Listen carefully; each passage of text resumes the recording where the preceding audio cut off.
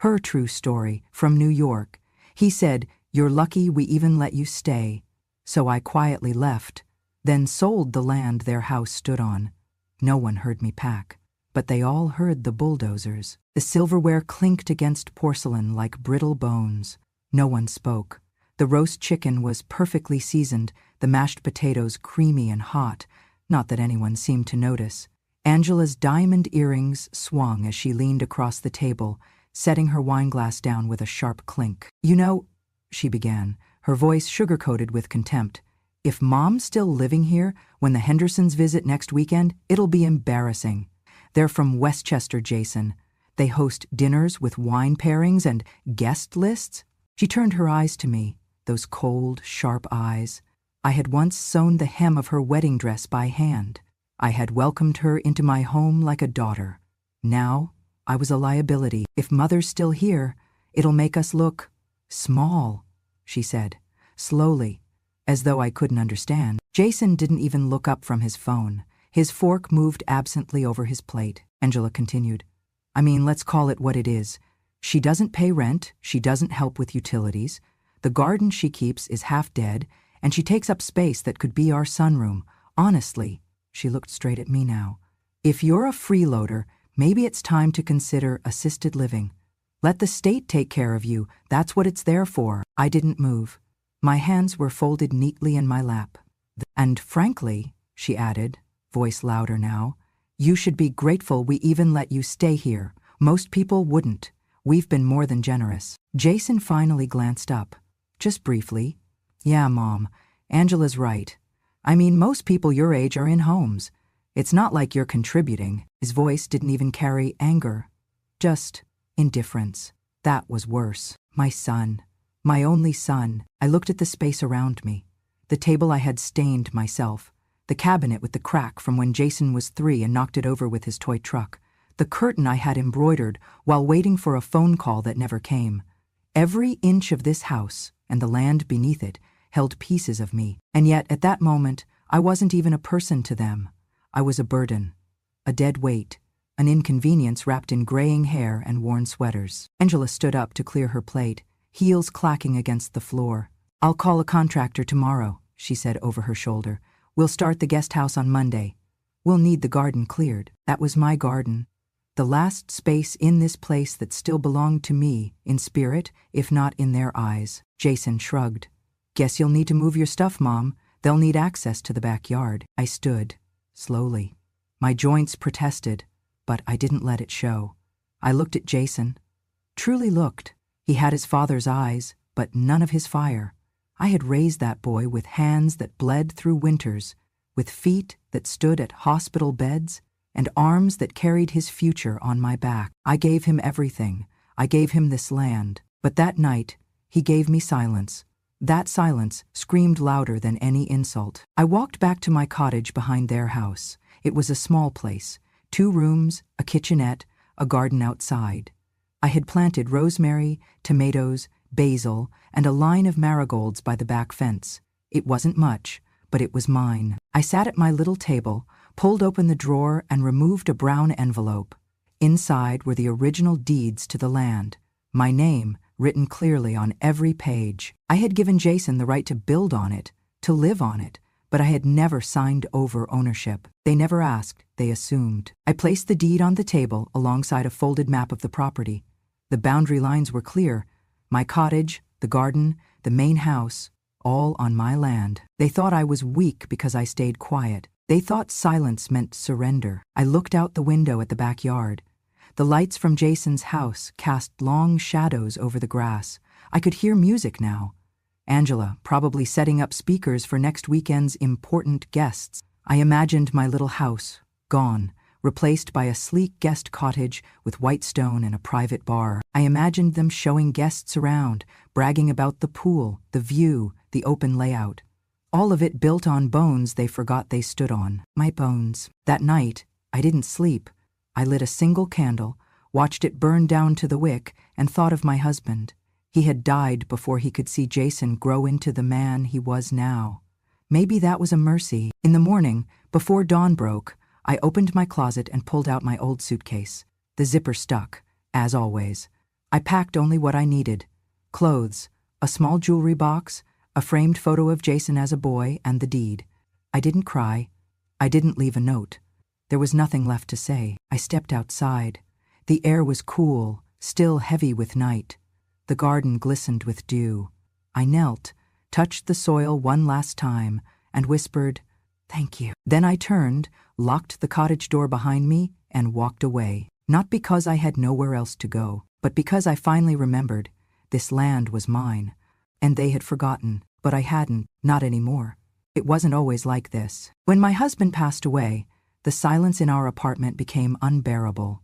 Every corner reminded me of him, his slippers by the door, the chipped mug he always used for morning coffee, the chair he refused to replace even when the springs gave out. I spent 6 months walking from room to room, not speaking to anyone, just listening for footsteps that would never return. One day, I opened the windows, let the sunlight flood in, and realized I needed to leave before the grief swallowed me whole. I sold the apartment. It wasn't worth much, a modest 1-bedroom in Queens, but it gave me enough to purchase a small piece of land upstate. The air was cleaner, the noise softer.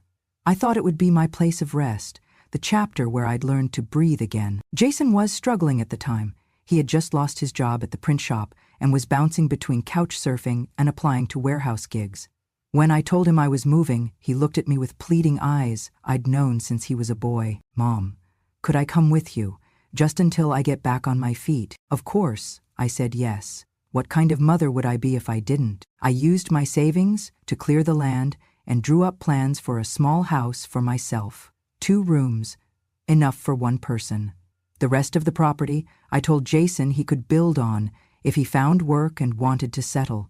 He hugged me so tight that day, I thought my ribs would crack. "I'll never forget this," he whispered. He forgot. Back then, Angela wasn't in the picture yet. It was just Jason and I. We planted the first rosemary bush together. I taught him how to fertilize the soil, how to turn compost, how to trim tomatoes without bruising them. He seemed happy. He worked construction jobs for a while, saved up, and eventually built a modest 2-bedroom on the land. I was proud. I thought maybe this land would hold our family together. Then Angela arrived. She was pretty, charming, and always polite in front of Jason, but the moment he wasn't around, her voice changed. Colder, sharper. "Could you not hang laundry out front? It makes the place look poor. I cleaned the kitchen this morning. Please don't bake again today, it leaves a smell. Your little garden is fine, I guess, but the HOA is very particular about appearances." HOA. We didn't even have one, but Angela acted like we did, as if we lived in some gated community instead of a shared patch of earth. She started redecorating everything, took over the outdoor space, put a fire pit near the edge of my garden without asking, told guests they had converted the back into a guest space, referring to my cottage. She even started using my kitchen during parties, like it was an extension of their home. At first, I chalked it up to stress. Newlyweds, young people trying to figure out their roles. I cooked for them, watched their dog when they traveled, watered their houseplants. Then one afternoon, I heard her on the phone. I wasn't eavesdropping. I was returning her mixing bowl. She's just there. Always. Like a silent little housemaid. I mean, I guess it's convenient, right? Free help. Free help. I didn't return the bowl. I left it by her back door and walked home, my chest burning. From that point on, things shifted. I noticed how rarely Jason visited my cottage, how he stopped joining me in the garden, how he stopped calling me Mom and started calling me Ma. Angela took control of their household, and soon mine too. She decided when I could host guests, if I could. She scheduled loud construction projects without warning. Once she even had my marigolds removed, by accident, when a landscaping crew came. I kept my head down. It's what I knew how to do. I tended to my garden, fed the birds, and lit a candle every Sunday for my husband. But the boundaries, once so clearly defined, began to dissolve. My home was becoming a shed in their backyard. My identity, just a helpful old woman who didn't know when to leave. I had given them space. I had given them peace. And they had slowly erased me. By the second summer after Jason and Angela moved in, the parties had become a weekly occurrence. There were themed brunches, evening cocktail hours, backyard movie nights, and barbecues where the laughter was loud enough to rattle the glass in my kitchen window. It wasn't the noise that hurt me, it was the erasure. During those parties, Angela made it a point to steer guests away from the back of the property. My cottage, modest and clean as it was, didn't fit her image of tasteful hosting. She would block off the path that led to my door with tall drink tables or stacks of party chairs. "Keep everything in the front yard," I heard her say once. "There's no reason anyone needs to see back there, back there." That's what I had become. A direction, an inconvenience. Jason didn't say much during these events. He'd stand by the grill, beer in hand, smiling in that distracted way people do when they're floating through a life they barely recognize anymore. He had grown quieter with me. Where once he would drop by for garden herbs or sit at my table for tea, now he barely knocked. Angela handled everything now. One afternoon, as I watered my lettuce rows, Angela stormed outside in a flowing cream sundress, sunglasses perched on her head like a crown. "Mother," she snapped, voice laced with tension, "could you not do that today?" I looked at the hose in my hand, confused. "We have people coming over," she explained, gesturing to the yard. The wet soil, the smell of compost. It's not really the vibe. I wanted to laugh. Compost had fed this earth better than any of her hors d'oeuvres ever would. But I didn't laugh. I simply turned off the hose and nodded. "Thanks," she said, turning on her heel. A week later, I noticed orange stakes in the ground, small plastic markers poking through the soil of my garden. I approached Jason as he carried lumber from the driveway. "What are those for?" I asked. "Oh, that," he said, brushing dust off his hands. "Angela's working with a contractor. We're building a guest house, right here in the back. For hosting, maybe even Airbnb. It'll raise the property value." I blinked. "But this is my garden," Jason sighed. "I know, but you've had it for years, Ma. Come on. You've had a good run. We need the space." I felt the blood drain from my face. He looked at me, not cruelly, just dismissively, like I was part of the landscape that needed trimming. "Angela says it's an eyesore. And it kind of is, Mom. It's not, it's not modern." That night, I stood by my window and stared at the stakes. They dotted the earth like tiny flags of conquest. Thought about pulling them up, just yanking them out and throwing them in the trash. But I knew that wouldn't stop anything. Not really. So I waited. I listened. And one morning, the words I'd feared finally came. I was in my kitchen pouring tea when I heard Angela outside, talking to a friend on speakerphone. "Yes," she said, voice bubbling with excitement. "Contractor comes Tuesday. We're starting with the foundation." No, it won't be in the way. We're clearing all that garden, trees, everything. Sometime next week." Another pause, then laughter. "Yep, even the little granny hut. Sometime next month, that thing's coming down. We'll finally have a clean backyard. No more eyesores." Granny hut. I stood frozen, teacup trembling in my hand. They weren't just expanding, they were erasing me. I leaned closer to the window. Angela continued, "Jason's talking to the county about permits, but honestly, it's our land, our house. The old lady's just lingering. Sometime soon we'll be done with that too. Done with me." It wasn't just about the garden or the cottage. It was about making sure I no longer existed in their world. That afternoon, Jason came by, a rare visit. He didn't sit, just hovered awkwardly by the door. "Hey, Ma," he said, "Angela and I were talking. Maybe it's time to start thinking about the next chapter." "The next chapter," I echoed. "Yeah, you know. Retirement communities, assisted living, that sort of thing. There's some good ones in the area. We'd help cover it, of course." He said it like he was offering me a gift. A place to die, neatly tucked away, where no party guests would have to see me age. I didn't respond. Not then. Instead, I thanked him, said I'd think about it. And that night, I sat at my kitchen table with the deed in my hands. I ran my fingers over the paper. My name, still mine. They had built their lives on my generosity, and now they wanted to bulldoze me into the past. They thought I wouldn't do anything. They thought I'd stay quiet. They didn't know I'd already begun the next chapter, but not the one they expected. It was a Sunday morning when I decided to speak up. The sun was warm on my face, and I had just finished trimming the basil. I placed a small bouquet of herbs in a mason jar and carried it to the main house, knocking gently on the back door. Angela opened it, her lips pursed, eyes already scanning the jar like it might drip soil on her tile. "Good morning," I said. "Is Jason home?" "He's upstairs," she replied flatly, stepping aside just enough to let me in. "Is it important?" "We've got a busy day. It won't take long." I sat at the edge of the living room, the place that once felt like part of my home. Now it smelled of expensive candles and detergent, artificial and cold. Jason came down the stairs, stretching. "What's up, Ma?" I held the jar between my hands. "I heard about the plans. The guest house," I said softly. I wanted to ask if we could preserve part of the garden. Maybe the corner with the marigolds. That was your father's favorite spot." Jason looked at Angela, then back at me. "Mom, you've had that space for years," he said. "We've been more than accommodating. You're not paying rent. You're not helping with the mortgage. Angela and I are trying to make this a real home, one that reflects us." "I'm not trying to be in the way," I said gently. "Just that little corner. It means something." Angela scoffed.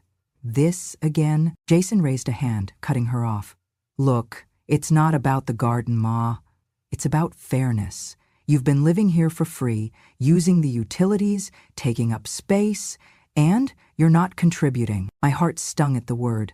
"Not contributing." Angela stepped forward. "And let's be honest," she said, arms crossed. "You're a freeloader. I'm sorry, but someone has to say it. It's not sustainable. We're not a charity." I blinked. That word, freeloader, as if everything I'd poured into their lives, the land, the home, the years, had vanished. Jason added, "Angela's been doing research. There are some decent state-run homes in the area. They're clean, and they've got like music nights and group meals. It might be better for you." My throat tightened, but I kept my voice even. "You want me to leave?" Jason sighed. "We just think it's time for a change. You're getting older, Mom. You deserve to be cared for. Let the state take care of you." There it was. Let the state take care of you. The final nail. Spoken not with cruelty, but with the bland, thoughtless practicality of someone who has already made up his mind. Angela nodded, pleased. I looked at them both. Angela in her crisp blouse, eyes sharp and triumphant.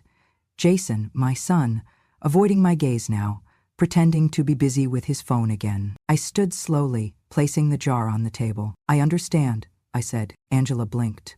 "That's it?" Jason looked up, surprised. "Really?" I nodded. "You're right. You deserve the space." Without another word, I walked back through the door, down the paved path, past the flower beds I once planted, with Jason as a boy. The marigolds were in full bloom, their scent, earthy and warm, drifted in the breeze like a memory. I paused in front of my garden. I had never thought of myself as someone who could be erased. I thought roots mattered, that time mattered, but people forget. They forget what you gave, what you grew, what you were. They forget that quiet isn't weakness, that silence isn't surrender. That evening, I sat alone in my cottage, the deed to the land resting in my lap like a stone. It was time, not to fight, but to move, and to remind them, gently, firmly, just whose land they were standing on. It was 3:04 a.m. when I unzipped the old canvas suitcase from the top shelf of my closet. The air was still, heavy with summer humidity, the kind that made silence feel suffocating. My hands didn't tremble. My thoughts were clear. I folded my sweaters slowly, one by one. The maroon one with the frayed cuffs, the gray cardigan with missing buttons. My fingers lingered on a pale blue blouse, the one I wore when Jason graduated high school.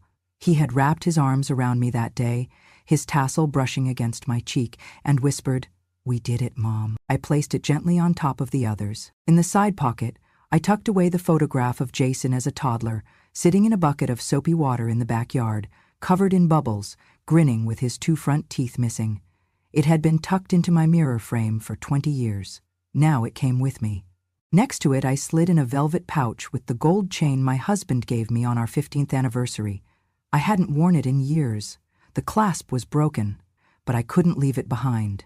Some things deserve to be carried, even if they no longer shine. When the bag was packed, I sat at the small wooden table where I used to shell peas and drink evening tea. I pulled out a notepad and a pen and wrote just one sentence. "Jason, my dear son, I never wanted to be a burden. I'm going now. Not out of shame, but peace. You take care. Mom." No anger, no guilt, just the quiet truth. I folded the note once, then slipped it beneath the salt shaker on my kitchen counter, a place he wouldn't miss. At 3:41 a.m., I locked the door behind me. The moonlight spilled across the garden, glinting off the morning dew like silver tears. I walked past the marigolds. I did not cry. I did not look back. I walked out to the main road where a cab waited. I had called it earlier from the landline, using the name Mrs. Elkins, an old habit from my teaching days when I'd use a fake name for privacy. As the cab pulled away, I turned once to see the silhouettes of the two homes behind me. Mine, warm and small. Theirs, tall and well lit, with outdoor string lights still glowing faintly from last weekend's party. The homes sat side by side like mother and child, but one had outgrown the other. Or so it thought. I arrived at a modest hotel near the city by dawn, checked in under my maiden name, and sat at the small desk in the room with the deed spread out before me. My name, my legal name, was printed on every page. Clear, undeniable. I ran my fingers across the signature line I'd never crossed out. All these years, I'd left it untouched. I had never formally gifted the land, never transferred ownership. Jason had assumed. They had all assumed. But assumptions are not contracts. At 8:03 a.m., I called Paul Benedetti, my late husband's oldest friend and former law partner. He hadn't heard from me in years, but when he picked up the phone, his voice softened instantly. "Margaret?" he said, nearly whispering. "Is that really you?" "It's me, Paul," I replied. "I need your help. Today." An hour later, we met at his downtown office. He looked older, of course, but his handshake was still firm. His office smelled like pine wood and strong coffee. "I never thought I'd hear from you again," he said, eyes scanning the document I handed him. "But I'm glad you called. I want to sell the land," I said simply. He blinked. "All of it, all of it." He looked at me for a moment, then nodded. "I assume this isn't a casual decision. I assume you know me better than that." He smiled faintly. "Indeed I do." We worked through the morning, verifying records, checking boundaries, confirming there were no liens or disputes. By noon, Paul had made a few calls to trusted contacts in real estate. "There's a development firm looking to build a high-end complex in that area," he told me. "They've been trying to acquire parcels nearby for months. Your land would complete the square they need. They'll pay, and they'll pay fast." My fingers curled slightly. "Missed? How fast?" "Contract signed today. Funds in escrow by Friday. Demolition rights included." "It's generous, Margaret. Very generous." I sat very still. I thought of Angela's voice. That old granny hut's coming down. I thought of Jason's. "Let the state take care of you." I thought of the marigolds. And then I nodded. "Let's do it." By 2:17 p.m., I had signed the documents. The land was sold. Every inch. From the rose beds to the tool shed. From the fire pit Angela installed without asking, to the pool Jason bragged about to his friends. From their 2-story dream home to the little wooden cottage I had once called sanctuary. Sold. The representative from the development firm, a young woman in her 30s, extended her hand to shake mine. "Congratulations, Mrs. Green," she said. "We'll begin demolition prep next week." "Of course," I said calmly. "Please, let me know if they resist. I have the original deed." He smiles as he opens the door to me. "They say we want a boy, but nobody wants one. So you have your boy." I smiled. Not anymore. That night, I returned to the hotel, placed my suitcase by the door, and stood by the window overlooking the city. The lights blinked like stars fallen to earth. I poured myself a cup of hotel tea, bitter, too strong, and lifted it in silence. To peace, to land, to the quiet kind of justice that doesn't scream but is heard all the same. It started with a letter taped to their front door, a plain white envelope delivered by hand, sealed with the gold insignia of a development firm. Inside, a notice of property transfer, a demolition schedule, and a final warning to vacate all structures within 5 business days. Angela found it first. She screamed. Jason thought she was joking, some prank, some mistake. He yanked the papers from her hand, scanned them once, twice, 3 times, then turned pale. "What the hell is this?" he muttered. "This can't be right." Angela tore through the house, searching for the deed, the contract, any proof that the land was theirs. But she came up empty. Jason called the county office, then the assessor, then the registrar. Each time the same answer. "The land is no longer under your name. It was never under your name. Title records confirm original ownership belonged to Margaret Green. Sale completed and finalized last Friday. Jason's voice cracked. But she never. I mean, that's impossible. It's ours. We live here. I'm sorry, sir, the clerk replied. According to our records, you were tenants. Informal, but without a legal claim. You'll need to vacate. Angela collapsed into the kitchen chair, hands clutching her temples. You said it was ours, she hissed. Jason stood frozen in the middle of the room, the notice dangling from his fingers. She never signed it over, he whispered. What? She never transferred the deed. She gave me permission to build, but she never gave me the land. Angela's face twisted. You mean to tell me we spent $200,000 remodeling a house we don't even own? Jason didn't answer. He didn't have to. Angela stood up so fast her chair toppled. You're unbelievable. You said she gave it to you. You said it was understood. God, Jason, how do you not check these things? I didn't think I had to, he shouted, finally snapping. She's my mother. Angela laughed, bitter and sharp. Yeah? Well, your mother just sold the ground out from under us. That night, they called me 9 times. 10, 11. I watched the phone ring from the window of my new apartment, a 10th floor unit overlooking Central Park. The view was nothing like my garden, but it had a strange kind of peace, the kind that only comes after a storm. I let it ring. The next morning, the bulldozers came, bright yellow, like school buses with jaws. The sound of engines filled the air, along with the crunch of gravel and the hum of men in hard hats reading blueprints. Angela ran outside in her robe, mascara smeared across her cheeks. You can't do this, she shrieked at the crew leader. We live here. He checked his clipboard, unbothered. Ma'am, according to the paperwork, you have until noon to remove your belongings. Jason stumbled out behind her, shirtless, barefoot, holding his laptop like a child clutches a toy in a fire. The neighbors peeked through blinds. A few came out, murmuring in disbelief. Angela stormed up to one of the workers. This is illegal. My husband owns this house. The man raised an eyebrow. He built a house on land he doesn't own. That's not illegal. That's unfortunate. Jason stood there, chest heaving, staring at the machines. One revved its engine and began tearing through the side fence, the one he put up with his own hands just 2 summers ago. He grabbed his phone again, dialed. I let it ring. By noon, the garden was gone. By 1 p.m., the guest house foundation, still incomplete, was torn up like paper. By 2:30, the first corner of their home came down. Angela screamed the moment wood cracked, and Jason just stood there, holding her like a man who'd seen something die that he'd never properly valued until it was too late. They left that evening in a borrowed pickup truck, clothes and electronics shoved hastily into plastic bins. The workers paused briefly to let them back out of the driveway, what was left of it, before resuming their task. Behind them, their dream home stood gutted, its insides exposed to sky. And I received one final voicemail that night. Jason's voice was hoarse. Mom, please, please call me. We didn't know. I didn't mean for it to get this far. Please. He trailed off. I saved the message, but I didn't call back. Not yet. It took 3 days for the demolition to finish. The house, their house, came down plank by plank, beam by beam. The pool was drained, shattered, and jackhammered into rubble. The guest house frame splintered like matchsticks. Even the stone walkway Angela had paid too much for was torn up and loaded into a dump truck. Nothing was spared. Each day, I received photos from the construction company, per my request. I didn't ask for them out of malice. I asked so I could bear witness, not to the destruction, but to the truth finally surfacing. The neighbors didn't know where to look. Some gawked from across their yards. Some whispered behind closed doors.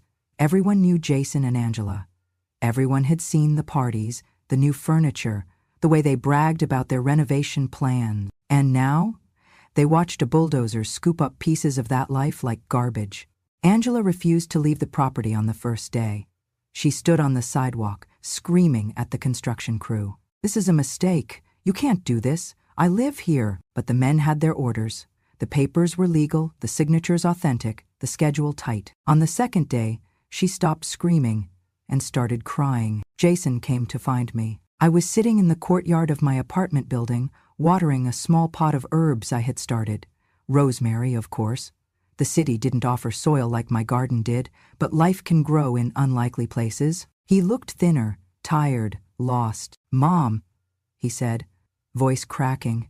We didn't know. I didn't say anything. She never meant it like that, he insisted. Angela, she says things, but I didn't mean to. Mom, please, just cancel the contract or postpone it. Give us time. He sounded like a child again, the same tone he used when he broke a window and tried to hide it, when he lost his backpack before finals, when he failed to call me for Mother's Day and tried to make it up with flowers from a gas station. I looked at him, then I stood, walked inside, and returned a moment later with an envelope. Inside, a copy of the purchase agreement, stamped, notarized, binding. Jason took it with shaking hands, read the first few lines. Is this your signature? Yes, I said. He blinked, tears brimming. You sold it all? Yes? He looked at me like I was a stranger. Angela came the next morning, not in heels, not in makeup. She wore an old hoodie and sweatpants, her hair pulled back into a messy bun. She looked like someone who had run out of control and didn't know where to aim her fury anymore. She didn't knock on my door. She knelt on the sidewalk outside my building, knees on concrete, head lowered. I saw her through the window, hunched and trembling. I'm sorry, she whispered, barely loud enough to hear. Please, just give us another chance. I stepped outside. Slowly, she didn't look up. I'll do anything, she said. I'll fix it. I'll make Jason apologize. Just please don't let them destroy what's left. That house is our life. I stood there a long moment, the early morning air cool around us. Then I reached into my purse and handed her the same envelope. Your husband already saw this, I said gently. It's done. She looked up at me, and for the first time her eyes were not sharp or condescending, just hollow. How could you? I gave you the land, I said. The home, the garden. I gave you my silence, and you used it all up. She closed her eyes. We didn't think you'd ever. You didn't think I could. Angela stood slowly. Her knees were red from the pavement. She took the envelope without another word, and just like that, she walked away. I didn't hate her. I didn't pity her. I simply remembered everything she thought I'd forget. The view from the 10th floor is nothing like my old garden, but it has its charm. From my window, I can see the city stretched out in all directions, lights twinkling like stars that decided they preferred concrete to sky. Cars hum below like a gentle tide, and the air up here smells less of soil and more of possibility. My apartment is small but elegant. Hardwood floors, granite counters, a wide glass wall that frames the skyline like a painting. There's a tiny balcony where I've planted mint in a ceramic pot, not quite the same as the rows of vegetables I used to tend, but it grows well under the sun. Strong, persistent, just like me. I sip my tea slowly, hot, earthy, steeped with lemon and a sprig of that balcony mint. It calms me. It reminds me that life, no matter how bruised or twisted, always finds a way to taste sweet again. The phone buzzes on the counter beside me. Jason, again. His name lights up the screen like it's reaching for something that's already drifted too far. I don't move. I let it ring. He's been calling for days. The messages started polite, then urgent, then broken. Mom, please. We're staying at a friend's. Just talk to me.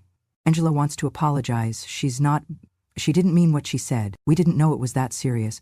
We didn't think you'd actually. I'm sorry. I believe that part, that he's sorry. But sorrow doesn't rebuild gardens.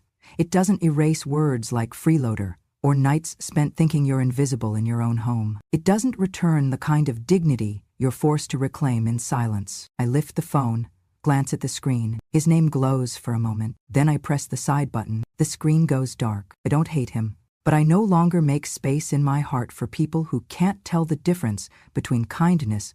I didn't destroy his home. He built it on borrowed ground and forgot to ask who was holding the deed. Now he remembers. Outside my window, the city pulses with life. People moving, loving, lying, regretting. The world turns, regardless of whose house falls and whose heart hardens. I sip my tea again. It tastes stronger today. They say, revenge is a dish best served cold. But this is not revenge. It's restoration. It's the quiet rebalancing of scales left tilted too long. I breathe in deeply, the scent of mint curling through the air. I didn't lose a son. I lost the illusion that he ever really saw me. And maybe that's the most honest grief of all. But it's also freeing, because now I see myself. I see what I've built, what I've endured, and what I've reclaimed. Not with shouting, not with spite, but with quiet steps and signed papers and the strength to walk away. And if you're reading this, if you've ever felt invisible, underestimated, or quietly erased, let me say this. You're not weak for staying silent. You're wise for waiting. And when your time comes, you won't need to raise your voice. You'll just need to rise. If you've been quiet for too long, let me tell your story.